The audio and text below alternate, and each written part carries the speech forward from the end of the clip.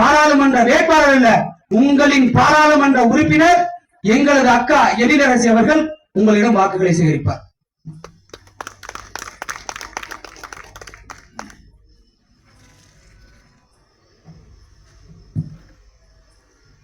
இந்த சிவகங்கை நாடாளுமன்ற தொகுதிக்குட்பட்ட திருமயம் தொகுதி வாழ் அன்பு சொந்தங்கள் அனைவருக்கும் இவ்வளவு நேரம் ஆகியும் வீட்டுக்கு போகாம அங்கங்க இந்த பிள்ளைங்க என்னதான் சொல்ல வராங்க, நம்ம கேட்டுட்டு போவோம்னு சொல்லி காத்திருக்கிற அன்பு சொந்தங்கள் அனைவருக்கும் நாம் தமிழர் கட்சி பிள்ளைகள் எங்களின் அன்பான வணக்கங்கள். இந்த திருமயம் தொகுதியில இந்த புதுக்கோட்டை மாவட்டத்துக்கு இன்றே ஒரு நாடாளுமன்ற தொகுதி இருந்தது இப்ப இல்ல. ஏன் இல்ல? இந்த அரசியல்வாதிகளின் சுயநலத்திற்காக நன்றாக இருந்த ஒரு புதுக்கோட்டை நாடாளுமன்ற தொகுதியை சுக்கு நூறாக பிரித்து திக்காலுக்கு ஒன்றாக பிரிச்சு கொடுத்தது ஐயா சிதம்பரம் அவர்கள்.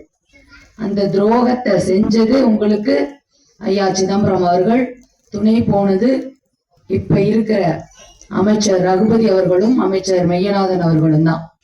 39 தொகுதி தான் இருக்கணுங்கிறதுக்காக ஐயா மணிசங்கர் ஐயரும் சிதம்பரம் அவர்களும் போட்டியிட வேண்டும் என்பதற்காக நல்லா இருந்த இந்த தொகுதியை உடைச்சது இவங்க தான். அவங்க கையில தான் இந்த சிவகங்கை நாடாளுமன்ற தொகுதியை 8 தடவை கொடுத்துருக்கோம். கொடுத்து எங்களுக்கு நல்லது பண்ணுங்கன்னு தூக்கி அவங்க அந்த கையில வாக்களித்து அவர்கள் கையில கொடுத்தோம். இன்னைக்கு நம்ம தெருவா கத்துறதுதான் மிச்சம். ஒரு நல்ல திட்டம் கூட இந்த பகுதிக்கு வந்து சேரல. இத்தனைக்கும் அவர் 3 முறை நிதி அமைச்சர். அவர்கள் மகன் கார்த்திக் சிதம்பரம் வேற ஒரு முறை நாடாளுமன்ற உறுப்பினரா இருந்திருக்காரு. ஒரு தடவை கூட எந்த விவசாயிகளுக்காகவும் அவர் குரல் கொடுக்கவில்லை. இளைஞர்கள் வேலை வாய்ப்பு, தொழில்துறை வளர்ச்சிக்கும் குரல் கொடுக்கவில்லை. பெண்கள் வளர்ச்சி எதற்குமே அவர்கள் குரல் கொடுக்கவில்லை. இன்னைக்கு நாங்க பிரச்சாரத்துக்கு போய் வரோம், அனைத்து பகுதிக்கும் போய் வரோம். அவர்கள் கேட்பது என்ன? அவங்க கேட்கறது ஒண்ணும் இல்ல. நவீன வசதிகள் வெளிநாட்டுல இருக்க மாதிரி எதுவும் கேட்கல. குடித்தண்ணி கேட்கிறாங்க. குடித்தண்ணி கேட்டு கையேந்தி நிக்கிறாங்க. ஒரு சமுதாய கிணறு எங்களுக்கு வைத்து கொடுங்கன்னு சொல்லி கேக்குறாங்க. 5 வருஷத்துக்கு ஒரு தடவை வந்து ஆலாத்தி தட்ட கையில ஏந்த வச்ச நீங்க 5 வருஷம் முழுக்கும் தண்ணிக்கு கையேந்தி வச்சிருக்க அவல நிலையதான் உருவாக்கி வச்சிருக்கீங்க. இத்தனை 75 வருஷம் சுதந்திர இந்தியாவுல குடித்தண்ணி இல்லாம இன்னும் கையேந்திட்டு இருக்காங்க. அந்த அம்மா எதுவும் கேட்கல.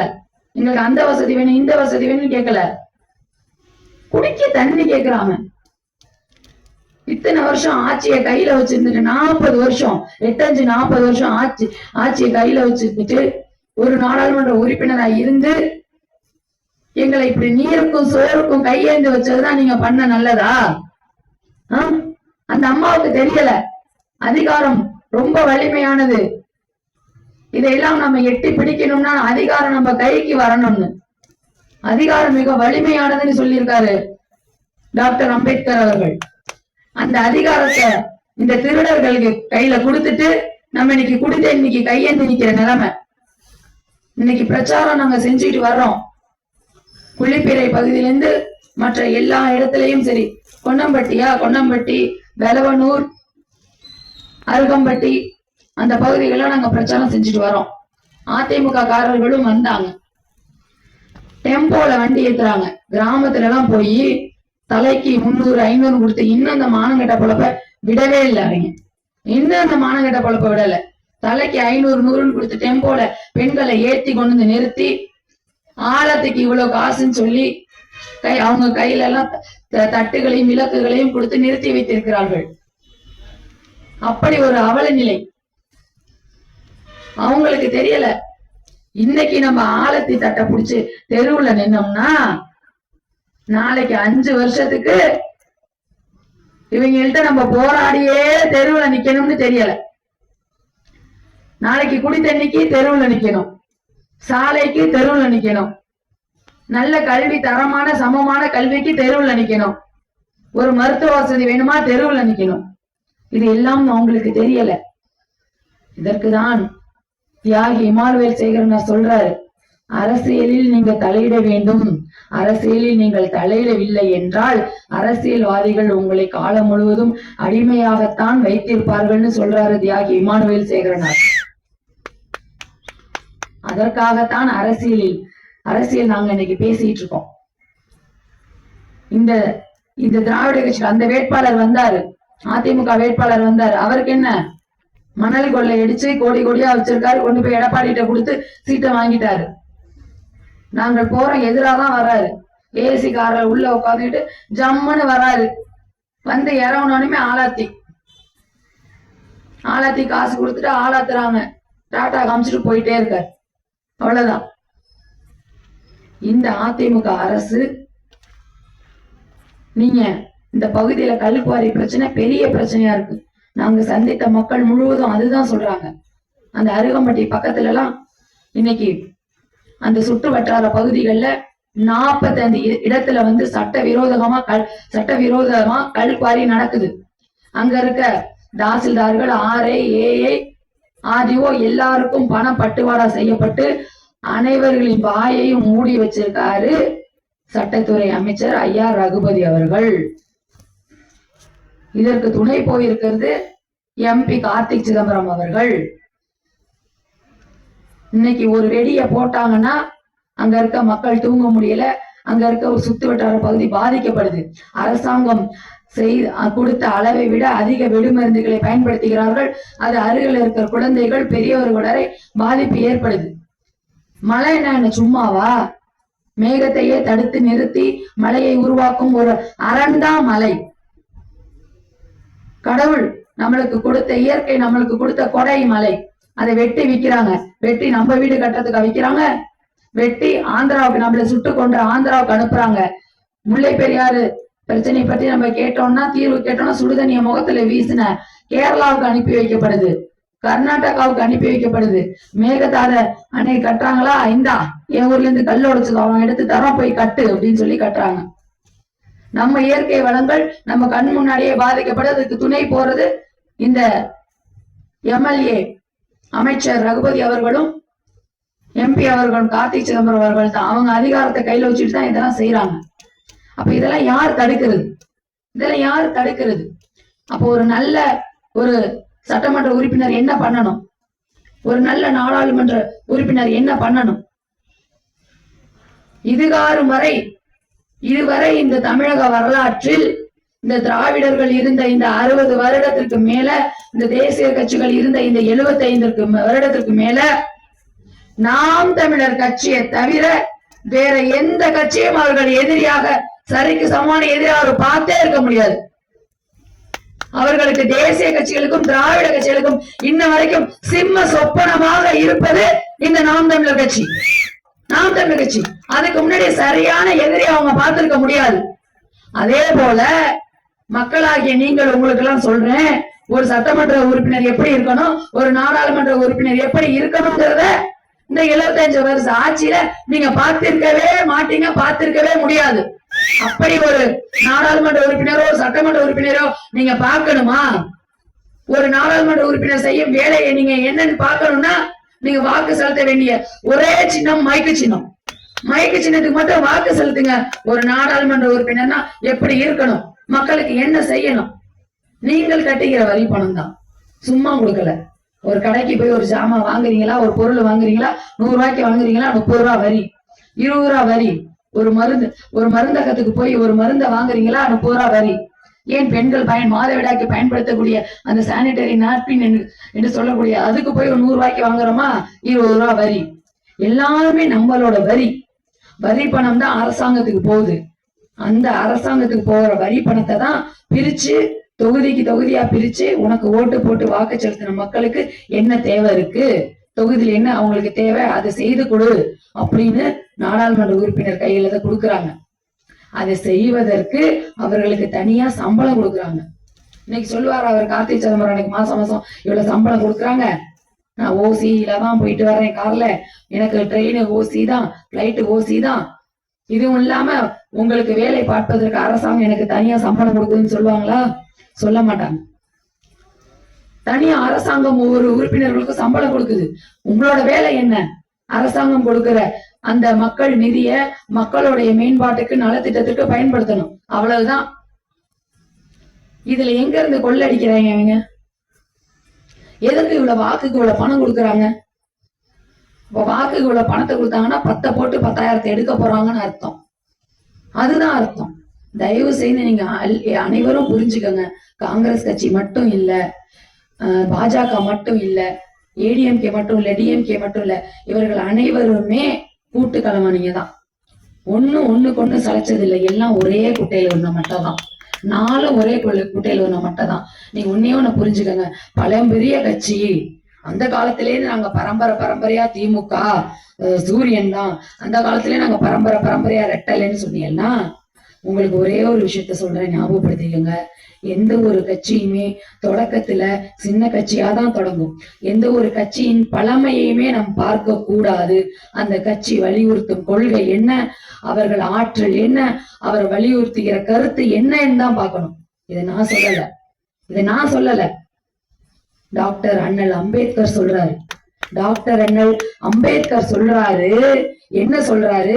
எந்த ஒரு கட்சியை ஆரம்பிச்சாலும் ஆரம்பிக்கிறப்ப அது சின்ன கட்சி தான். அதனால பழமையான கட்சி நீங்க பார்க்க வேணாம். அந்த கட்சி வச்சிருக்க கொள்கை என்ன, கோட்பாடு என்ன, ஆற்றல் என்ன, அதை பாருங்கிறாரு. காங்கிரஸ் நாங்க சுதந்திரத்துக்கு போராடணும்னு ஒரு உருட்டுவாங்க. அப்படியே நாங்க பழமையான கட்சின்னு. பிஜேபி நாங்க அந்த காலத்திலே கட்சி, நாங்க 10 வருஷமா இருக்கிறோம் அப்படின்னு சொல்லுவாங்க. சுதந்திரத்துக்கும் போராட்டத்துக்கும் அவங்களுக்கும் துளி கூட சம்பந்தம் கிடையாது. சுதந்திர போராட்டத்துக்கு போராடின காந்திஜியை சுட்டு கொண்டதே அவங்க ஆளுங்க தான், RSS தான். மனித குலத்திற்கே ஒரு அச்சுறுத்தல்னா அது பாஜக தான். அது பாஜக தான். இப்படி எல்லாம் நம்மள ஊட்டுவாங்க. அதனால டாக்டர் அண்ணல் அம்பேத்கர் சொன்ன மாதிரி எந்த கட்சி எந்த கொள்கையோட வருது, என்ன சொல்றாங்கன்னு பாருங்க.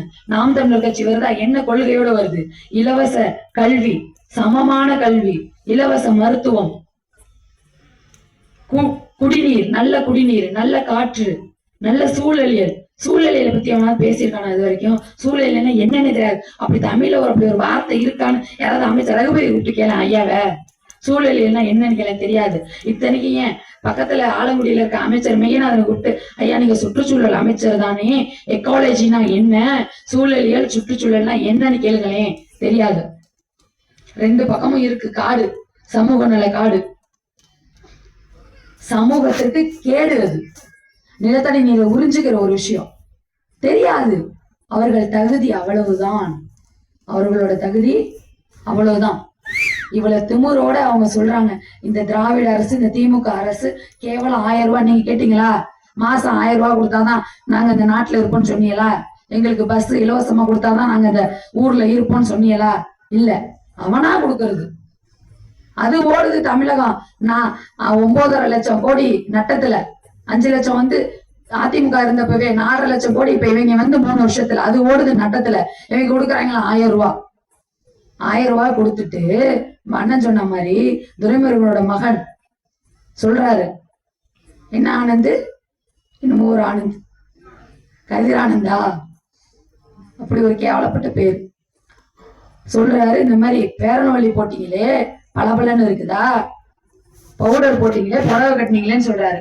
நான் உன்னை பார்த்து கேட்கிறேன், ஐயோ நாங்க வரி பணம் கட்டினதுல கொள்ளை அடிச்சுதான் உங்க பெரியப்பாவா இருந்தாலே, பெரியப்பா ஸ்டாலின் ஒரு மனைவி துர்கா ஸ்டாலின் புடவை கட்டிட்டு கோயிலா தெரியுதா?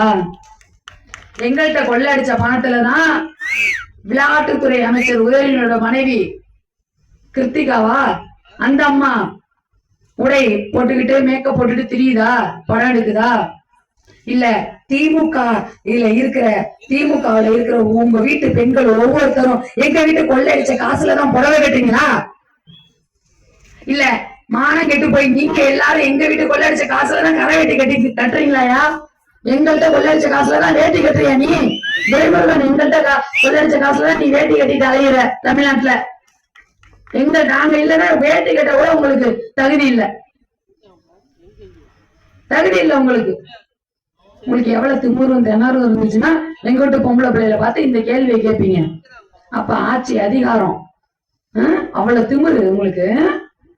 நல்லது பண்ண துப்பு இல்ல. இவங்க தமிழை காப்பாத்துவேன்னு சொல்லுவாங்க, நம்பிடாதீங்க. நம்ம தங்கை சொன்னது போல, அண்ணன் சொன்னது போல, நாங்க தான் தமிழை காப்பாத்தணும். அதுக்கு முன்னாடி வரைக்கும் தமிழ்னா என்னன்னே தெரியாத மாதிரி. ஒண்ணும் இல்ல, இவங்க 50-60 வருஷம் ஆச்சு. நான் வேற எந்தெந்த செய்தியும் போடல. எங்க அப்பா பேரு விஜயேந்திரன். அவரு பள்ளியில படிக்கும் போது அவர் பாடி பரிசு பெற்ற அந்த பிரேம்ல வி ச ஏ இந்திரன் இருக்கும், சான்னு போட்டிருக்கும். இப்ப அதுக்கு அப்புறம் ஜான் மாறுனுச்சு. அப்ப இந்த தமிழ தலைவர், தமிழை காத்தவர் கருணாநிதி தானே 50 வருஷமா இருந்தாரு, தமிழையா காப்பாத்தினாரு. சா எப்படி ஜாவா மாறுனுச்சு? சா எப்படி ஜாவா மாறுனுச்சு? 50 வருஷம் நீ தானே இங்க புரிஞ்சிட்டு இருந்த, தமிழை காப்பாத்துனீங்க நீ. வருது, கோபம் வருது, என்ன பண்றது? சா ஜாவா மாறுது. உங்க ஆட்சியில தானே நீ தமிழை காப்பாத்துறியா? நீ தமிழ் தலைவரா? நீ யாரை ஏமாத்துறீங்க? ஊரை ஏமாத்துறீங்க. அண்ணன், எங்க அண்ணன் சீமான் வரலன்னா வரலாறையே மாத்தி விட்டுருவாங்க, வரலாறையே மாத்தி இருப்பாங்க நேரம். பாஜக நம்ம சமூக அறிவியல் புக்ல படிச்சிருப்போம். என்ன படிச்சிருப்போம்? வேற்றுமையில் ஒற்றுமை, யூனிட்டி இன் டைவர்சிட்டின்னு சொல்லுவாங்க ஆங்கிலத்துல. வேற்றுமையில் உலக நாடுகளே ஏற்றுக்கொண்டு, இந்தியாவின் அழகே என்னன்னா வேற்றுமையில் ஒற்றுமை தான் இந்தியாவின் அழகே என்று உலக நாடுகளே திரும்பி பார்க்கக்கூடிய ஒரு விடயம் என்றால் இந்தியாவில் வேற்றுமையில் ஒற்றுமை தான். ஆனா இந்த பிஜேபி வந்ததுக்கு அப்புறம் ஒன் வேர்ல்டு ஆர்டர் மாதிரி ஒரே இந்தியா ஒரே மண். எப்படா நீ பேசுறது வேற மொழி, நான் பேசுறது வேற மொழி, எப்படி ஒன்னாக முடியும்? எப்படி ஒன்னாக முடியும்? பொய் சொல்லி ஏமாத்துறது. அப்போ இவர்கள் மக்கள் ஒற்றுமையை சொல்றதுக்காக அப்படி ஒரே இந்தியா அப்படின்னு சொல்லல. உனக்குன்னு இருக்க தனித்துவமா இருக்க உன்னோட பண்பாடு, உன்னோட கோட்பாடு, உன்னுடைய பழக்க வழக்கங்கள் எல்லாத்தையும் மாத்துவாங்க. அவன் வந்தாங்கன்னா நம்ம குலதெய்வ கோயில போய் எண்ணி நேரம் ஆடு வெட்டுவோம், வெட்ட முடியாது. கேட்டா மகாவீர் ஜெயந்திப்பாங்க, கேட்டா ஒரே நாடு ஒரே இந்தியான்னு சொல்லுவாங்க.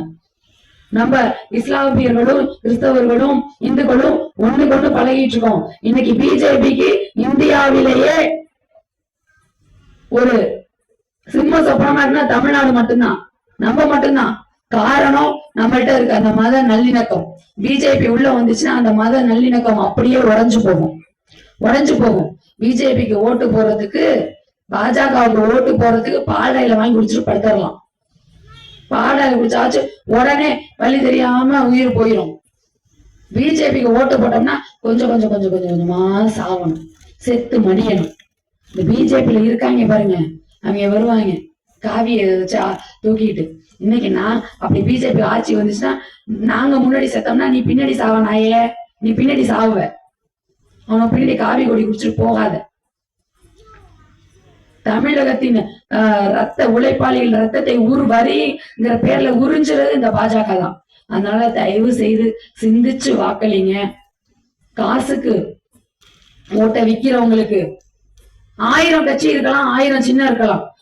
நம்ம பிள்ளைங்க நல்லா இருக்கணும், நம்ம பொம்பளை பிள்ளைங்க பாதுகாப்பா வெளியில போகணும், நம்ம இளைஞர்கள் நல்லா இருக்கணும். பொம்பளை பிள்ளைங்களை மட்டும் இப்ப காப்பாத்துறதுக்கு நம்மளுக்கு கடமை இல்லை. முன்னாடி பொம்பளை பிள்ளைங்க தான் பொத்தி காப்பாத்தணும். இப்ப ஆம்பளை பிள்ளைங்களும் அப்படி வளர்க்க வேண்டிய ஒரு இது. புகையிலை இது விற்பனை எல்லா இடத்துலயும் கிடைக்குது, சுலபமா கிடைக்குது. முட்டாய் வாங்குற மாதிரி போய் கடையில 10 ரூபா கொடுத்து வாங்க முடியுது. அப்படிப்பட்ட அவல நிலையில் தான் இருக்கு. அதெல்லாம் வீடியோ எடுக்க மாட்டாங்க. எங்க அவங்க அதெல்லாம் இந்த எலெக்ஷன் விஷயம் போலீஸ் இதெல்லாம் வீடியோ எடுக்க மாட்டாங்க. பிள்ளை எங்க போகுது வருதுன்னா இதை வந்துருவாங்க தூக்கிட்டு, வீடியோ எடுக்க தோல் மேல தூக்கி கேமரா வச்சுக்கிட்டு. அந்த அளவுக்கு நம்ம நிலைமை இருக்கு. பெண்களுக்கு பாதுகாப்பு இல்லை, டாஸ்மாக மூட மாட்டாங்க. இதெல்லாம் சிந்திச்சு வாக்களிக்கிறவங்களுக்கு இருக்கிற ஒரே கட்சி, ஒரே வாய்ப்பு அண்ணன் சீமான் அவர்களின் நாம் தமிழர் கட்சி மட்டும்தான். ஒரே சின்னம், மைக்கு சின்னம் மட்டும்தான். கடைசி விளிம்பு நிலையில நிக்கிறோம் நம்ம. இதற்கு மேல நம்மளால முடியாது. இதற்கு மேலே கத்தி கத்தி கத்தி கத்தி அண்ணன் சொன்ன மாதிரி முடியல எங்களால. காலையிலேருந்து வெயில்ல நின்றுட்டு கத்திட்டு மறுபடியும் இப்ப நின்று கத்திட்டு மறுபடியும் காலையில போய் கத்தணும். இப்ப போகணும். ஏன் எங்களுக்கு வேலை வெட்டி இல்லையா? இல்ல இதுல ஜெயிச்சு நாங்க கோடி கோடி கோடி ரூபாய் சம்பாதிக்கிறோம்னு இதுல நிக்கிறோமா? கிடையாது. நம்ம இந்த அம்மா சொன்னாங்க, நான் காதுல கேட்டேன், நான் சாவறதுக்குள்ளார இந்த ஆட்சியை பார்க்கணும்னு சொன்னாங்க. கேட்டோன்னே என்னால முடியல. இந்த அம்மா சொன்னாங்க, நான் சாவரத்துக்குள்ள இந்த ஆட்சியை நீங்க வாழும் போதே பார்க்கலாமா? தலைவர் பிரபாகரின் பிள்ளைகள், அண்ணன் சீமானின் பிள்ளைகள், நாங்க எப்பேற்பட்டவர் எங்கள்கிட்ட போராடி நீங்கள் வாழும் போதே நாம் தமிழர் ஆட்சியை இந்த தமிழகத்தில் அமைப்போம் அமைப்போம் அமைப்போம். அண்ணன் சீமான் அவர்களை நாங்க முதலமைச்சர் அறையில நாங்க உட்கார வைப்போம். அந்த அம்மா சொல்றாங்க நம்ம வாழ்றப்போ அது நடக்காதோ அப்படிங்கிற பயத்துல அந்த சின்ன பிள்ளை அதுக்கு என்ன தெரியும்? நீ கேள்றா, நீ பேசுறத கேள்றா, செத்த கேள்றான்னு சொல்லிக்கிட்டே இருக்கான். அங்க உட்கார்ந்து கேட்டுட்டு தான் இருக்கேன். அப்போ எவ்வளவு வலி இருந்திருக்கும் அந்த மனசுல. நம்ம இந்த நாட்டையும் இந்த பச்சை பிள்ளையும் இவங்கள்ட்ட விட்டுட்டு போயிடுவோமோ அப்படிங்கிற பயம், பதட்டம். நான் வாழறதுக்குள்ள இது நடந்துடணும், நான் வாழறதுக்குள்ள இது நடக்கலனால என் பேரனுக்கு அது புரியணும் அப்படின்னு நினைக்கிறேன். இந்த மாதிரி அம்மா உங்களுக்காக தான் நாங்க இங்க இன்னைக்கு கத்திக்கிட்டு இருக்கோம். உங்களுக்காக தான் இன்னும் கத்திட்டு இருக்கோம். எங்க குடும்பம், எங்க பிள்ளை குட்டியில விட்டுட்டோம் நாங்க கத்துறோம்னா இது புரிஞ்சதுனாலதான் நாங்க கத்துறோம். தயவு செஞ்சு இவங்க எல்லாரும் இதை புரிஞ்சுக்கங்க. புரிஞ்சுக்கிட்டு இது கடைசி விளிம்புல நிக்கிறேன். இதை விட்டா நம்ம பிள்ளைகளுக்கு வாழ்க்கை இல்லை. நம்ம பிள்ளைங்க நல்லா இருக்கணும், பேர பிள்ளைங்க நல்லா இருக்கணும் அப்படின்னு நினைச்சீங்கன்னா, மாற்றத்தை விரும்பினீங்கன்னா, மாற்றமே அடிப்படை மாற்றம், அரசியல் மாற்றம் வந்து நாங்க நிக்கிறோம். நாம் தமிழர் கட்சிக்கு உறுதியா வாக்கு செலுத்துங்க. உங்கள் பிரச்சனைகளின் குரலாய், மாநில உரிமைகளை மீட்டெடுக்க உங்களின் குரலாய் நாடாளுமன்றத்தில் என் குரல் ஒழிக்கும் என்று உறுதியாக கூறிக்கொண்டு விடைபெறுகிறேன். நன்றி, வணக்கம். நாம் தமிழர்.